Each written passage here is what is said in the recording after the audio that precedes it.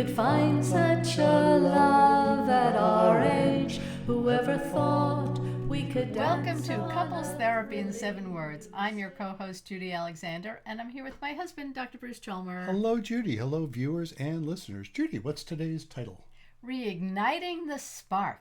What an interesting title. Why, it just happens to coincide with one of the books I've written. Yes, it does. And moreover, with astonishingly, coincidentally, it just happens to coincide with a video course I've just released. Ah. So I think we ought to talk about that. What a coinky-dinky. A coinky-dink, yes. A coinky-dink. Coinky-dink. Yes, indeed. Before we travel further, though, I know most of the folks who are hearing this are just hearing it and not watching it. Mm-hmm. But there are a number of you who are watching it. We post the video on YouTube. You might notice on Judy's beautiful top that she is wearing, there is a particular little lapel pin sitting there. Now, of course, I'm kind of glancing at the image as we speak here, and it's not really readable from where people are. But even if you move forward. But why don't you tell people what that lapel pin is? Okay, so if you are a listener to the Sunday Morning Puzzle on NPR with Will Shortz, you know that whoever participates as a prize gets a weekend edition lapel pin. Well, a couple of weeks ago, I happen to have been chosen from among all of the 150 or so submitters, and I was the on-air guest and played the puzzle, and here's my lapel pin. I'm very proud. You were the chosen one. And I will note, and people who know that puzzle will realize this, 150 is a small number, which of course increased your odds, precisely because the puzzle was so difficult. They will often have like in the thousands or in many hundreds or thousands. And this one was very, very difficult. And my brilliant wife here figured it out. All on her own, I will say. I didn't even know you had submitted. The next thing I heard, all the time. well, I know you do, but you hadn't mentioned it, and all of a sudden you're calling me from the pool where you got the call. You're calling me. Well, guess what? You got the call. Very exciting. So that was very exciting. 28 years I've been waiting for the. That's right. Let me invite our viewers and listeners, if you want to see a video, because while they were recording it, I was videoing Judy. So if you want to see a video, and then afterward I edit it, because they edit the sound, and I made it sync up with the video. So if you want to see that, if you go to my YouTube channel, which is, I think it's just at Bruce Chalmer or at Dr. Bruce Chalmer, it's one of those, you'll find it. Search for Bruce Chalmer on YouTube, and you will find it. And it's one of the videos there. Yeah. Relatively recent as of this recording, which is in late June of 2026. I think it was on the air on June 14th, whatever that Sunday was. Yeah, it was on the air then, but then my recording took a few days for me to make. So. But if they want to go to the NPR puzzle site, they can go. And the topic was world capitals. Yes, indeed. And you just aced it, which was really kind of cool. So that was fun. But let us now discuss Reigniting the Spark. Yeah. Not the book, but the new course, because we've been talking about some of your courses. Yes. And this one is the latest one to come out. And actually, even before we talk about the course, I'd like to talk about the concept. Okay. Because that's what will invite people, perhaps, to go check out the course. Okay. The concept is pretty straightforward. If you think about reigniting the spark, who are the couples out there that might be interested in reading more or taking a course about reigniting the spark? What do you think? I would think couples that have been with each other for quite a while and their lives seem to be going in a separate direction, maybe, or they're just kind of feeling blah with each other. There's not any connection anymore. Maybe life has gotten in the way, whether it's children or jobs or parents or whatever it is. You're just drifting off in a different direction, and you no longer feel like you have that connection with each other anymore. That is absolutely it. And if you think about all of those various examples you gave, there's a range in there. There are the folks who feel like, wow, we've had this really good connection. It just seems to be kind of stagnant, and we'd like to get that back. They're certainly good for checking out my course. Again, I'm not talking about the course yet, but just they're going to be interested in that. On the other end of the spectrum, there are the folks, and a lot of the folks I work with in my practice are in this situation where it's reached a crisis level. Uh-huh. Because to feel that sense of alienation from someone who's so important to you, these aren't the folks who are saying, they're not the same people as the ones who take my betrayal and forgiveness course. They're not the ones that's like, oh my God, we've had this massive crisis of betrayal, and now we're trying to figure out, can we make it? Yeah. And if so, how do we heal? That there's some overlap, oddly enough, but it's not the same kind of crisis. These are the folks, the ones interested in reigniting the spark, are the ones who are feeling like, I just don't know if I can sustain this anymore. Yeah. Because, I was just recently reading about this. The expectations of marriage, the expectations of long-term partnership over the generations have changed a lot. And our lifespans and our expectations of how long we're going to live have changed a lot. I've been reading, I've been deciding to sort of catch up on my education, so to speak, and I've been reading Jane Austen of late. And it's so fascinating that just sort of without comment, it's sort of like underlying is the expectation that if you're 50, you're old. Yeah. And you're likely to die soon. Yeah. And, who's going to inherit what and all that sort of thing that Right. Jane Austen talks about. And there's just that assumption. You don't expect life to be that long. Well, nowadays, people who have been through, let's say, raising the kids are leaving the nest. Let's say they're in their 50s often. That's when that's happening. And they're looking forward and saying, I could have another 30 years or 40 years or even 50 years. Do I want to be with this person that I no longer have anything in common with? Or that I don't have that spark with, you know? Yeah. And so that itself becomes something of a crisis. So a lot of the folks I work with, it's there. And, the symptoms, and I'll put that in air quotes because they're not medical symptoms, but the symptoms in a relationship of that lack of spark. Well, I'll toss that to you. What do you think? What do you think some of the symptoms are when that happens? Not just that they don't feel the spark, but then what happens?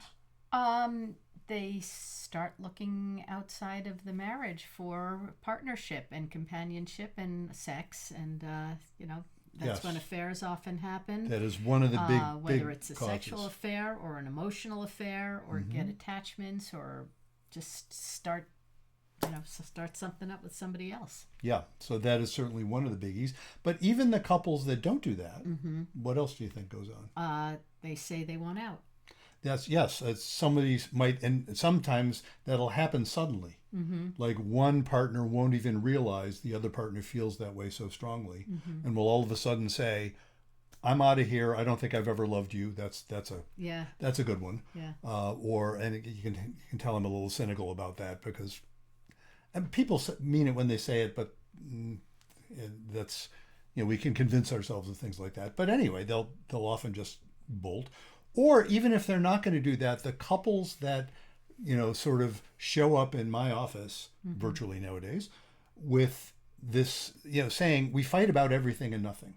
We can't have a conversation more in depth than please pass the salt without getting into a fight. And even that sometimes, everything is irritating. Everything is a high stakes trial. Yeah. They're always worried, oh no, do you care about me or don't you? And they're worrying that the other person doesn't, and they see everything as evidence of that.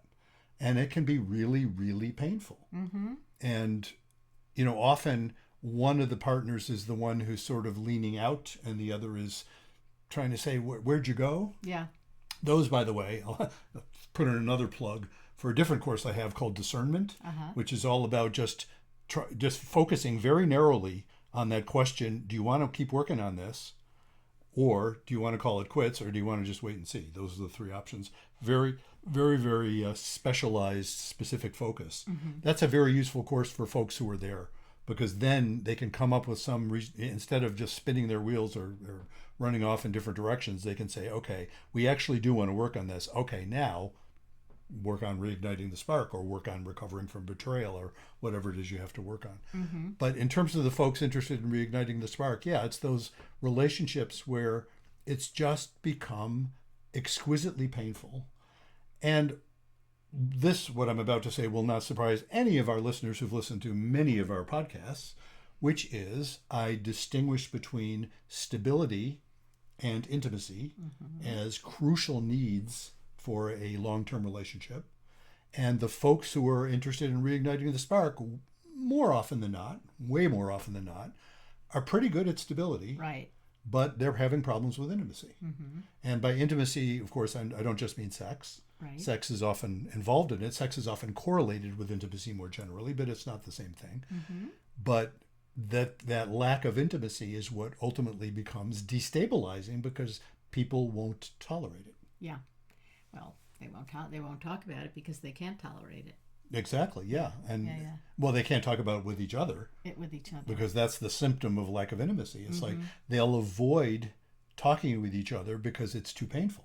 It's gone badly in the past, or it's too scary. Mm-hmm. You know, for somebody to say, this is how unhappy I am. You don't know it. I haven't told you. I don't blame you for not knowing because I haven't told you, but this is how unhappy I am. That's a scary thing to even tell yourself. Mm-hmm. And of course to tell your partner, and you know their reaction is not going to be happy. And it's always, you know, interesting because there's almost always, you know, depending on how pissed off people are at each other, there's almost always this large residual sense that you really don't want to hurt the other person. Bless you. Excuse me. Thank you. You don't want to hurt the other person. You don't want to hurt someone you love. You still love them. Right. But to tell them something like that is really going to cause a lot of pain. And so people will avoid it for that reason. Yeah. So there's all kinds of reasons people are basically avoid intimacy. And that's what over time doesn't work. So on that note, would that there was a way that people could get some help with this. Well, how might one get some help with this sort of problem? Of course, you could go see a therapist, couldn't you? Yes, you could. I just happen to still be in practice by telehealth. You're welcome to make an appointment with me by telehealth. If you're outside of the state I live in, it would be coaching as opposed to, you know, therapy per se. But in any case, I'm still in practice. You can do that. But there are plenty of people who, for two big reasons, I can think of, well, maybe three big reasons pop in my mind. I'm going to play a guessing game with you. Three big reasons don't want to immediately do therapy. What do you think? What do you think some of the reasons are? I think they're afraid. There is that wasn't even one of my big three. Absolutely true, though. Absolutely true. Yes. In fact, I'll comment on that in a minute. But if you already know you want to do it, if you're thinking of doing it, you're not afraid. Let's say. Okay. Well, they might feel that they won't find a therapist that they feel comfortable with. Yeah, and you're ahead of me. I didn't set up the problem very well. Let me just I'll tell you what I have in mind because everything you're saying is right. Yeah, I'm talking about an individual person. Yeah. One reason they may want to do therapy, but their partner might not. Okay. Right. So there's that. Mm-hmm. Another is cost. Mm-hmm. They may want to see if they can get some help without it costing so much because Right. therapy is pretty expensive. Yes, it is. Even if you have insurance, and finding someone is difficult. There's that. And they may want to get started right away and be able to work on it on their own pace. Yeah, all good reasons. All good reasons. That's why you might want to do my course. Ah. Of course, you'll only want to do my course, which is, I will tell you, I'm not going to give a price, by the way, because I've got a summer special going. So the people have to check. I've got a summer special. That's it's right. also So kind if of you're listening to this in the winter, then sorry. No, not necessarily. I mean, if you're, it's really, frankly, folks, it's an introductory special. I'm just trying to, get it out to more people a little more quickly. But it is a very attractive special. It's way cheaper than therapy is. Mm-hmm. Of course, you'll only even spend the relatively small amount that I'm asking for the course if you think it'll be useful. Right. Well, I will give you my utterly unbiased opinion that it is very useful. Actually, folks who have gone through this stuff, it's either have done the course or who have, read the book that the course is based on or have worked with me based on those same ideas. And they all tell me it's useful, so it ought to be useful. But let me say it is very useful, and it's the kind of thing that even if you go on and do therapy, you will find that the therapy will be more efficient. Yeah. You'll have a huge head start on that. Even if you do it yourself, even more if you do it with your partner. So what do I do in that course, Reigniting the Spark? So what I start off with is orienting people to this way of understanding. It's what I call the passion paradox. That's another course. I've got my shtick. It's got a whole lot of courses that you can take advantage of. I sometimes will comment to the folks I work with because I've got these various shticks, and the passion paradox now is one of my shticks. It's like get to the right argument. That's one of my shticks. The oh shit moment. That's one of my shticks. And I'll tell people I'm like a bad Borscht Belt comic. I've got these shticks, and I'm not sure how many of the folks I work with would understand even that reference, but most of them seem to. At least they're polite about it. They smile anyway. I'm not going to tell you. But one of my shticks is the passion paradox, and so I orient people to that concept because what that concept is, that's really all the stuff about stability and intimacy. Both being crucial, Yes. and yet being in conflict. What we do to protect stability can stifle intimacy. That's the passion paradox. And that and the fact that they're both needs. There's the paradox. It's like, well, what am I supposed to do about that? Yeah. And it's not. It's funny. I try to avoid saying you need to balance them. No, you don't need to balance them. You need them both, a lot. So you need to transcend the conflict somehow. And I do have a key to transcending the conflict between stability and intimacy. Now, again, I'm springing this on you because you realize, folks, I didn't tell Judy in advance I was going to ask her any of these little pop questions, quiz questions. So you're being as always, you're being a good sport. From the fact that I'm not getting any of the answers right should be a big indication. No, you're not getting the answers right because I'm not asking the questions clearly, but. You might actually But I'm coming nail up this with one. different answers. You're coming up with all sorts of good stuff. Yes, with other things that you might not have thought about. That's why I bounce stuff off you all the time.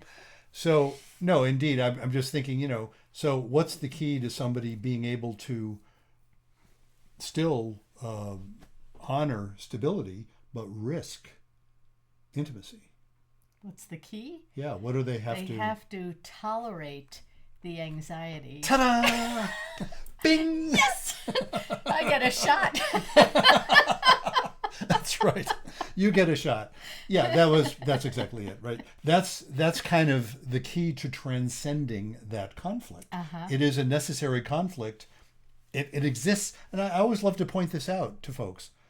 None of this is pathology. Do you know what I mean? You don't have to say, oh, the problem with you. And you'll notice the absence in what I'm talking about of things like attachment style. Not that attachment style is a bad idea. We just recently interviewed somebody who's actually several people over the past year or so who have been into that and very smart and very, very well versed in that stuff. It's good stuff. But you can also use it in a doctrinaire way that closes your mind instead of opening it. So none of this involves saying, oh, this happens to people with certain, incompatible attachment styles or things like that. This can happen to anybody because it makes sense. You're not crazy. And therefore, of course, you're going to avoid things that scare the living hell out of you. I was going to say scaring the shit out of you, but I was wondering what our you could say daylights. Our languages. I could say daylights, but it's not the same as scaring the shit out of someone. So, no, when something scares the shit out of you, of course, you'd be crazy not to avoid it. Yeah. So the key there is that it has to, even if it scares you, it has to not scare the shit out of you. So that means you have to be able to tolerate anxiety without crossing over into panic. So once in this course, I've oriented people to those ideas, the next set of it is all about how to do exactly that. How do you tolerate anxiety without crossing over into panic? So that's where we get into the concepts of getting hold of yourself, which is kind of a rather colloquial way of saying that's the basic idea. Even if it's scary, get hold of yourself. You're going to have to actually face that fear. Yeah.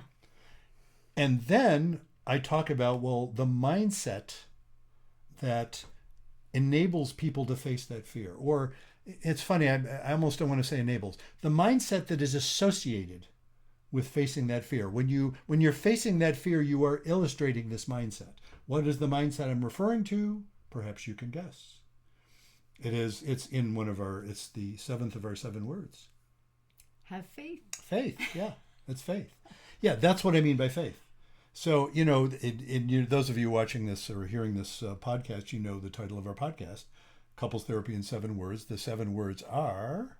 Be kind, don't panic, and have faith. Exactly. And I actually organized the course around those 3 concepts. So the first part, the be kind part, is really all about understanding, like, what does that mean in a relationship? Right. And the don't panic is all about understanding that, the problem of panic and how that gets in the way of, how that brings about the passion paradox. And then have faith is more or less the antidote to panic. And then So, that's all like, okay, wow, you understand that stuff. When I work with couples around that, those are light bulb moments. You can say, oh, hadn't thought of it that way, Yeah. Great. Does that solve all your problems? No. Then But we it's go. a start. It's a start. Then we go into, in the course, more or less what happens when I work with folks too. We go into the fourth part, which, here is where I paraphrase the great sage Hillel. Uh-huh. Rather arrogantly, or grandiosely, is that a word? If I do say so myself. Hillel, is known for his the famous story in the Talmud of Hillel, where a scoffer came to him. The guy was just saying, oh, this whole thing is nonsense. And, knocks on his door and says, give me the whole Torah while I'm standing on one leg. As if to say, just summarize the whole Torah. It's all baloney anyway. Right. And when that scoffer went to Shammai, what did Shammai do? Slammed the door in his face and pushed him out and said, get out of here. Exactly. He said, get out of here. Actually, I think he whacked him with his carpenter's I think square he because he did. was a carpenter. Yeah, that's from the Talmud. But Hillel, by contrast, recognized, of course, that this guy was, didn't mean it seriously. Mm-hmm. But Hillel took him seriously, Mm-hmm. which, by the way, that by itself, I talk about that notion. To assume goodwill, even if it's not there, is often a really good strategy. Mm-hmm. Even if you know it's probably not there, but return it, and who knows what happens, So anyway, so Hillel says to him, you remember what Hillel said? What is hateful to you, do not do unto others. The rest That is is the whole That is the whole of Torah. Torah. Yes. The rest is commentary. Now go and study. Exactly. That's it. Yes, what is hateful to you, do not do to others. That is the whole Torah. See, again, I popped this on Judy. That's how she gets the lapel pin. We didn't talk about this before. What's hateful to you, don't do to your neighbor. That is the whole Torah. Now go and study, or now go and learn, however you want to translate that. Yes. So the fourth part of my course, after be kind, what I say, and here's the grandiose part, I say, well, be kind, don't panic, and have faith. That's all you need to know about, couples relationships. Mm-hmm. The rest is commentary. Now go and learn. Yeah. Yes. So the fourth part of mine is called Now Go and Learn. Uh-huh. And that's where we apply this stuff. So the very first part of that in the course is how to have an intimate conversation. And I give some guidelines there on how to go about doing that. And they're not communications rules, folks. I wrote a whole book about that. So nope. you're not saying, so when you say this, I hear it as that. Precisely. So, I am not now saying tell that. me back what I just said. Exactly. That's a great way to actually have a very polite, totally non-communicative conversation. Yes, exactly. That has little to do with actually connecting on an intimate basis. Yeah. No, in fact, one of my guidelines is don't craft your words. Yeah. Now, I don't mean be a jerk. No. I mean, no, you still are responsible for not being a jerk. But I do mean there's no point crafting your words. There's no point crafting a strategy. Those will interfere with an intimate conversation. They won't facilitate one. So that's one. Then right after that, I have a whole chapter on should you do couples therapy? And the answer, oddly enough, is not always yes. It's like maybe.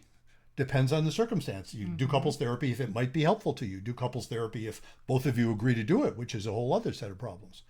So then I have that. Then I have what other chapters in there? I have a chapter on sex, good sex, and sacred sex. I have if that's intriguing enough, it's worth taking the course just for that. I have a chapter about betrayal, which is really just a little bit of a taste of what I have a whole course about, betrayal and forgiveness. And I have a chapter on how to split up if you have to. Yeah.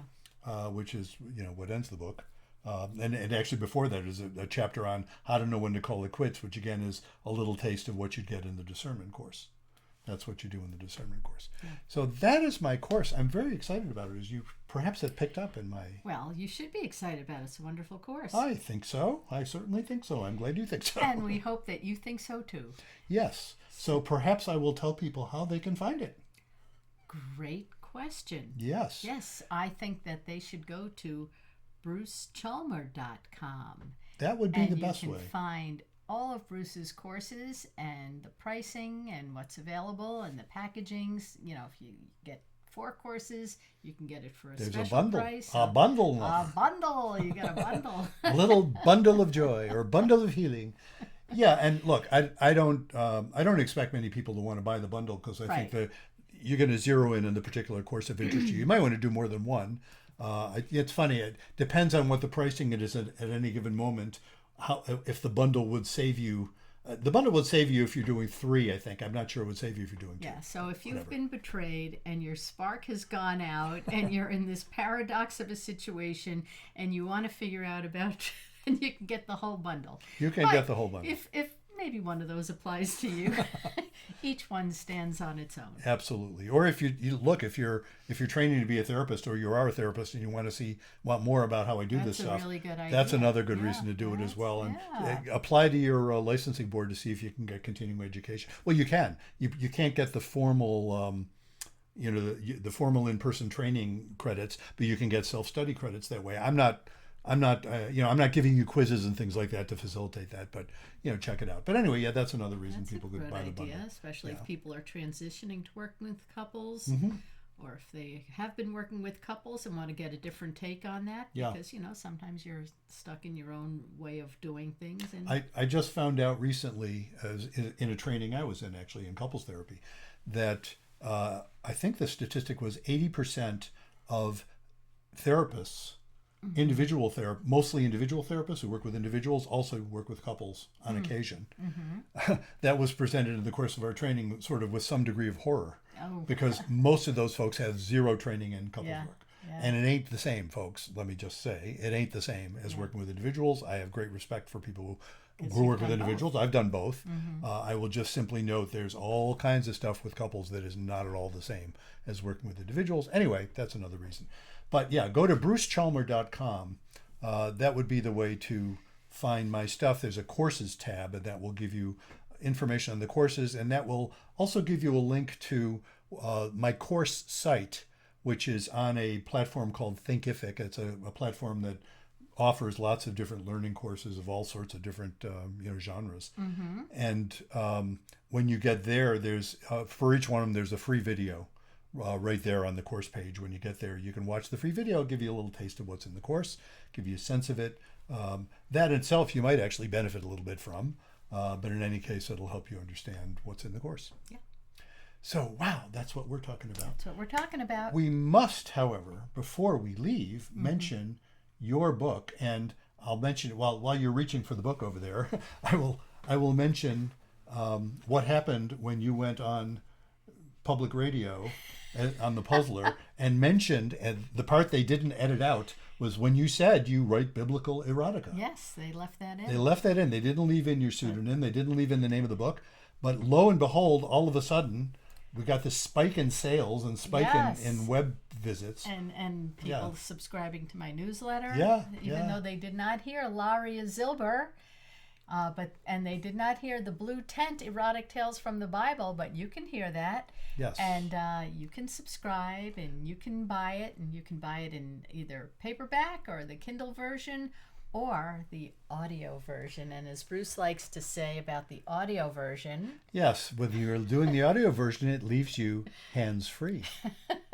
I do like to point that out. I want to spell your pseudonym because that's what your website also. Yes. LARIAZYLBER, LariaZilber.com. If you go there, you will see some really interesting pictures of Laria herself, who looks strikingly like you, except she has blue hair. Yeah, well. But she's almost as smart as you are. It's amazing. Yeah, she's pretty smart. She's pretty smart. Yeah, I wouldn't say as smart as you, but she's really smart. Yeah, and I'm sorry, I hate to say this in front of my wife. She is quite attractive. In fact, I kind of have a crush on Laria, but whatever. So he tells me. Yeah, and she seems to. You seem to be okay with that. I'm okay with that. Well, she's such a good so writer, and her stuff is so good. How could I not fall in love with someone like that? We often read it with each other. We do, and I'm so grateful to her in that way. So, on that note, until next time. Remember, be kind. Don't panic. And have faith.